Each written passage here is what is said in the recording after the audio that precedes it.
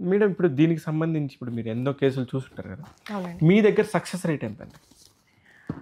ఇప్పుడు దీన్ని మెయిన్ ఏంటంటే వాళ్ళు ఒక నార్మల్ ఇప్పటివరకు వచ్చిన అన్ని cases almost we are up to the mark. ఎందుకంటే వాళ్ళ పేరెంట్కే తెలుస్తుందండి that there is a difference, వాళ్ళు they are able to handle. ఇదే కాదండి, any kind of psychological imbalance ఉన్న వాళ్ళకి మేము మాక్సిమం చేసామండి. ఇప్పటివరకు చాలా అన్ని పాజిటివ్గానే రెస్పాండ్ అయ్యండి. ఈవెన్ ఒక ఏజ్, మేము జనరల్గా కేసెస్ చేసాం కొంత ఏజ్ వచ్చిన తర్వాత వాళ్ళకి ఐక్యూ ఉంటుంది, వాళ్ళు ఇన్స్టాగ్రామ్ చేయటం కూడా వాళ్ళకి తెలుసు, they know how to operate Instagram, వాళ్ళు క్యాబ్స్ బుక్ చేయగలరు, మన స్విగ్గీలోంచి ఫుడ్ కూడా తెప్పించుకోగలరు, కానీ ఇంట్లో వర్క్ చేయలేరు. అది అంటే మీరు దానికి ఎట్లా, అది ఎలాగ మేడం? నాకు ఇప్పటికీ అందుకనే ఎన్విరాన్మెంట్ ఇంపార్టెంట్ అన్నాను సార్. మనం వాళ్ళని రాదను ఫీల్లో మనం అసలు వాళ్ళకి చెప్పమండి, వాళ్ళ లెర్నింగ్ అక్కడే ఆగిపోతుంది. ఓకే ఓకే, నేను ఫోర్స్ చేయటము లేకపోతే గట్టిగా చెప్పమంది, కానీ ఎన్విరాన్మెంట్ వాళ్ళకి చాలా ఇంపార్టెంట్. ఎందుకు వాళ్ళు ఒక ఆక్యుపేషనల్ థెరపిస్ట్ దగ్గర అన్నీ చేస్తారు, ఇంట్లో ఎందుకు చేయరు? ఓకే, చాలా మంది పేషెంట్స్ ఇది ఒకటి కామన్గా చెప్తారు, అక్కడికి వెళ్ళినప్పుడు చేస్తారు. మేడం ఇప్పుడు మీరు చెప్తుంటే వింతగా ఉంది, నాకు ఆశ్చర్యంగా కూడా ఉంది. నిజంగా వీళ్ళు ఫోన్ యూజ్ చేయగలరా? ఇన్స్టాగ్రామ్లో ఎన్ని యూజ్ చేస్తారంటున్నారు? 10-11 years తర్వాత పిల్లలు ఇన్స్టాగ్రామ్ వాడగలరు, గేమ్స్ ఆడగలరు ఫోన్స్లో, ఈవెన్ క్యాబ్స్ బుక్ చేస్తారు, స్విగ్గీస్ నుంచి మన ఆర్డర్స్ కూడా పెట్టుకోగలరు. పలానా హోటల్కి నేను వెళ్ళి నేను అలాంటి అంబియన్స్ కావాలి అనేది కూడా వాళ్ళకి తెలుసండి. కానీ వాళ్ళు ఇంట్లో వర్క్ చేయట్లేదు లేదా బేసిక్ వాళ్ళు చదవలేకపోతున్నారు అంటే రియల్లీ వాళ్ళ ఐక్యూలో ప్రాబ్లం అంటారా? కాబట్టి మేము ఇచ్చే ఫస్ట్ ఇన్స్ట్రక్షన్ ఏంటంటే వాళ్ళకు ఉండే ఎన్విరాన్మెంట్ అనేది వాళ్ళకి ఓవర్ కేరింగ్ వద్దండి, వాళ్ళకి ఇన్స్ట్రక్షన్స్ ఇవ్వండి, వర్క్ ఎలా చేయాలో చెప్పండి, నేర్పించండి. ఎందుకు వాళ్ళు ఒక ఆక్యుపేషనల్ థెరపిస్ట్ దగ్గర బాగా పనిచేస్తారు కానీ ఇంటికి వచ్చేటప్పటికి ఎందుకు వాళ్ళు ఫాలో అవ్వరు ఇన్స్ట్రక్షన్? అంటే ఇన్స్ట్రక్షన్ ఫాలో అవ్వరు అనేది వాళ్ళలో తత్వమా, లేకపోతే మనం ఆ ఎన్విరాన్మెంట్ క్రియేట్ చేయట్లేదా అనేదే ఫస్ట్ క్వశ్చన్. కాకపోతే వీళ్ళకి సంబంధించి ఇలా వచ్చినప్పుడు మీరు 10+ నుంచి చెప్పారు, 10+ నుంచి ఇలా ఉన్నారు ఇలా ఉంటున్నారని, అసలు 10 దాకా వాళ్ళని ఎలా భరించాలి? మేజర్గా అండి ట్రైనింగ్ అండి, స్లోగా వాళ్ళని ట్రైన్ చేసుకుంటూ డెఫినెట్లీ థెరపీస్కి వెళ్ళాలి, దాన్ని మనం ట్రీట్ కూడా చేయాలండి. ఎందుకంటే వీళ్ళల్లో లెఫ్ట్ బ్రెయిన్ ఇంకా రైట్ బ్రెయిన్కి కనెక్షన్స్ కరెక్ట్గా ఉండవండి, ఫుల్ ఉండదు ఎలా అయితే ఫామ్ అవుతుందో. అలాగే కొంతమందిలో సెరిబెల్లం అని ఒక పార్ట్ ఉంటుందండి, దానిలో కనెక్షన్స్ ఉండవు. సో ఇప్పుడు బేసికల్గా ఇది ఒక డిజార్డరే, ట్రీట్మెంట్ తీసుకుంటూ వెళ్ళాలి. దాని మెయిన్ ఏంటంటే న్యూరో ఇంకా గట్ ఇంకా ఇమ్యూన్, ఈ మూడింటిని ట్రీట్ చేసుకుంటూ ఇంట్లో బిహేవియరల్గా మనం చేంజ్ చేసుకుంటూ వెళ్ళటం. డైట్ మాత్రం చాలా స్ట్రిక్ట్గా ఉంటే చాలా వరకు పిల్లలు కొంచెం కంట్రోల్లోకి వస్తారు. అంటే డైట్తోని చాలా వరకు ప్రాబ్లమ్స్ కొంతవరకు చేయొచ్చండి, చాలా వరకు. నెక్స్ట్ మీరు ఆ ఎన్విరాన్మెంట్, ఆ ఇన్స్ట్రక్షన్స్ అవి ఇవ్వండి. ఓన్లీ ఆక్యుపేషనల్ థెరపీస్ మీద వెళ్ళదు, సెన్సరీ స్టిమ్యులేషన్స్కి ఎక్కువ. మీ దగ్గరకు వచ్చే పేషెంట్స్లో మీరు 2 తర్వాత నుంచి 20 దాకా వచ్చే ఈ పేషెంట్స్లో మీరు ఇచ్చే కండిషన్స్ ఆఫ్ ట్రీట్మెంట్ ఎలా ఉంటుంది? మేము బేసికల్గా సార్ ఆటిజంకి 8 years లోపలే జనరల్గా కేసు టేకప్ చేస్తాం. ఎందుకంటే 8 years తర్వాత మన గట్ ఒక స్పెసిఫిక్ ఎన్విరాన్మెంట్కి అలవాటు పడిపోతుంది, ఫిక్స్ అయిపోయి ఉంటుంది. మా దగ్గరికి వాళ్ళు 10 years వచ్చారు అంటే డెఫినెట్గా వాళ్ళు స్వీట్స్ ఇవన్నీ ఆల్రెడీ తినేస్తూ ఉండుంటారండి at a very high rate. So అలాంటి వాళ్ళని కంట్రోల్ చేయడం ముందు అసలు ఫుడ్ నుంచి బయటికి లాగటమే చాలా కష్టం. ఓకే, అవును కదా, బికాజ్ ఆల్రెడీ వాళ్ళు అంత అడాప్ట్ అయిపోయి ఉంటారు. అంటే ఆల్రెడీ స్వీట్స్ తెలుసు, గులాబ్ జామ్ తెలుసు, జిలేబీ తెలుసు, ఇన్ని తెలిసినప్పుడు వాళ్ళని మళ్ళీ బయటికి నార్మల్గా తీసుకొచ్చి వాటితో సంబంధం లేకుండా ట్రీట్ చేయాల్సినది రెస్పాన్సిబిలిటీ ఎక్కువ పేరెంట్స్ అయిపోతుందండి. ఓకే, సో వాళ్ళు ఎలా అనుకుంటారు, ఎలాగో వీళ్ళు మాట వినరు కదా అనే స్ట్రగుల్లో వాళ్ళు ఉంటారు. కానీ అందుకని నేను చెప్తున్నాను sir, environment place a very important role. స్లోగా నేనేమి వాళ్ళని ఇప్పటికిప్పుడు వాళ్ళ అన్ని ప్యాకెట్లు తీసి బయట విసిరేయమని చెప్పాను, కానీ స్లోగా అది విత్డ్రా చేస్తేనే వాళ్ళకి మనం ఏమైనా చేయగలుగుతాం. సో మేము జనరల్గా 10 years or 8 years బిలో అయితే వాళ్ళు ఒక విధంగా మాట వింటారు.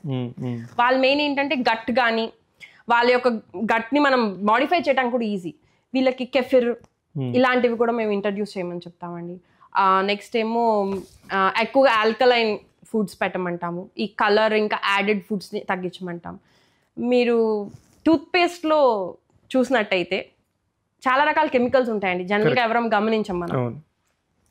టూత్పేస్ట్లో ఒక టైటానియం ఆక్సైడ్ అని ఒక కెమికల్ ఉంటుందండి. ఇప్పుడు 2012లో కూడా దాని మీద study, that can cause ADHD అని.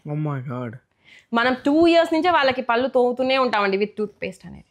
కానీ ఎప్పుడైనా అసలు ఈ టూత్పేస్ట్లో ఏముంటాయని ఎప్పుడైనా గమనించామండి? దాంట్లో ఉండే కెమికల్స్ ఏంటి వాటి వల్ల? ఎందుకంటే చాలా రకాలైన కెమికల్స్, ట్రైసోక్లాన్ అని, సోడియం లారెల్ సల్ఫేట్ ఏదైతే దానికి నురగొస్తుందో, దీనివల్ల మనకి ఎండోక్రైన్ అనేది డైరెక్ట్గా ఎఫెక్ట్ అవుతుంది. థైరాయిడ్ డిస్రప్టర్ అండి. ట్రైసోక్లాన్ అని మీరు కనుక చూసినట్టయితే it is a thyroid disruptor. ఎందుకు ఇన్ని థైరాయిడ్ వస్తున్నాయి అంటే వీ హ్యావ్ రీజన్స్ అండి. Okay okay okay. సో ఇలాంటి ఎన్విరాన్మెంటల్ ఎఫెక్ట్స్ కనుక మనం కనుక తెలుసుకుని వాటి నుంచి వాళ్ళని తక్కువ అంటే ఎక్స్పోజర్ మన ప్రాబ్లం పొద్దున్న నిద్రలేసిన కాడి నుంచి స్టార్ట్ అవుతుందంట. స్టార్ట్ అయిపోతుంది. ఫస్ట్ పనిలోనే మనం వాడేదే బ్రష్ ఫుల్ గా కెమికల్స్ తో ఉండే ఇది వాడుతున్నామండి. అంటే ఎంత కెమికల్ కి దూరంగా ఉంటే అంత ఆరోగ్యకరంగా ఉండొచ్చు అంట. మనకి డీటాక్సింగ్ కెపాసిటీ అయినా ఉండాలండి, కానీ ఎంత డీటాక్సింగ్ కెపాసిటీ ఉన్నా రోజు మనం అదే కెమికల్ని వేస్తూ ఉంటే మాత్రం అది కూడా ఫెయిల్ అయిపోతుంది. సో మనం వాడేది నేను చెప్పే ఒకటే ఇన్స్ట్రక్షన్ అండి, రీడ్ ద లేబుల్స్ అండి. ప్రతి వాళ్ళం చదువుకున్నాం, ప్రతి వాళ్ళం ఆర్ గ్రాడ్యుయేట్స్. వాళ్ళు చదివేటట్టుగా ఇవ్వరండి, కావాలని లేదు సార్, చాలా చిన్న letters లో ఇస్తారు. మనం అలవాటు పడలేదు అంతే. చదవాలండి, వెనక్కి తిప్పి what does it contain, additives అన్నారు, ప్రిజర్వేటివ్స్ అన్నారు. ఈవెన్ ఇప్పుడు ఎస్ఎల్ఎస్ అనేది బ్యాండ్ అండి actually, sodium lauryl sulphate. So దానికి వేరే పేరులో కూడా చెప్పేస్తున్నారు. ఆ ఇన్ఫర్మేషన్ ఈజ్ ఆల్సో అవైలబుల్.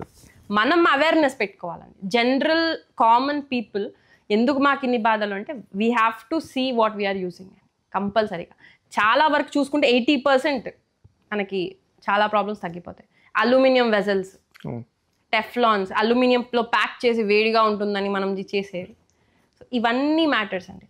ఈ ప్లాస్టిక్స్ నేనైతే ఫస్ట్ డెఫినెట్లీ ఎన్విరాన్మెంటల్ మీదే చెప్తానండి. వన్స్ అది తీస్తే తర్వాత డీటాక్స్. మీరు కూడా ఇదే ఎన్విరాన్మెంట్ లో బతుకుతున్నారు మేడం, మీరు కూడా ఇట్లాంటివి వస్తాయి. అవునండి. అప్పుడు వీటికి సంబంధించి మీరు ఎలాంటి జాగ్రత్తలు తీసుకుంటారు? టూత్ పేస్ట్ బదులు టూత్ పౌడర్ అండి. టూత్ పౌడర్ మనకి ఎనీ హర్బల్ టూత్ పౌడర్ ఏదైతే నురగ రాదో ఆ టూత్ పౌడర్ డెఫినెట్లీ చెప్తామండి. లేదా మనకి గానుగ బెరడు కానీ పొగడ బెరడు కానీ తెలుసు, ఆ రెండు మనం ఇంట్లోనే చేసేసుకోవచ్చండి. కొంచెం రాక్ సాల్ట్ ఇంకా బేకింగ్ సోడాతో మనం టూత్ పౌడర్ మనం వాడుకోవచ్చండి.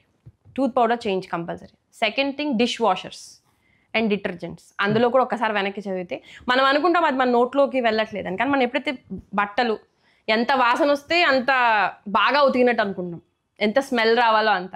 కానీ ఆ స్మెల్ ఉంది అంటే అందులో దాని యొక్క మాలిక్యూల్స్ ఉన్నట్టే కదా.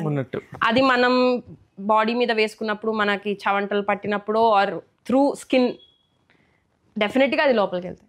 ఎందుకంటే మనకు కొన్ని మెడిసిన్స్ మీరు అబ్జర్వ్ చేస్తే మనకి ఇప్పుడు ఎనాల్జెసిక్స్ ఉన్నాయండి, ఏదైనా పట్టేసింది మరి అప్పుడు మన ఆ పైనే కదా అప్లై చేసేది, మన లోపల ఉండే మసిల్కి ఎట్లా వెళ్ళింది అది అబ్జర్వ్ చేసుకోవటం వల్లే కదా.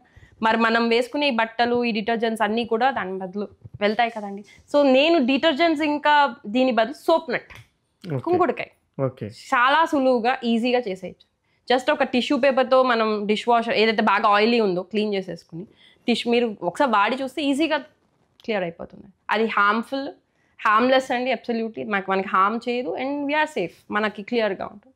సో ఈ రెండు డెఫినెట్లీ అండి. ప్లాస్టిక్స్ బదులు అయితే గ్లాస్ ఆర్ పోర్సిలిన్, అల్యూమినియం పాత్రలు బదులు స్టీల్, టెఫ్లాన్ ప్యాన్స్ ఏవైతే జనరల్గా వాడతామో వాటి బదులు ఐరన్, క్యాస్ట్ ఐరన్ ఏదైతే మనం పాతకాలంలో వాడాము.